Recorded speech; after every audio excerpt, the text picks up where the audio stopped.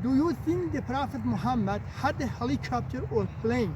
So how he knew when you are taking up to very sky, the air pressure becomes less and you feel short of breath?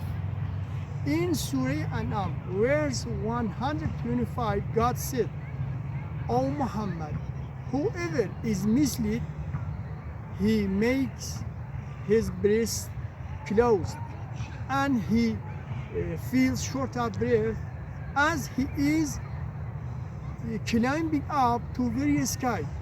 Whereas in modern time, scientists discover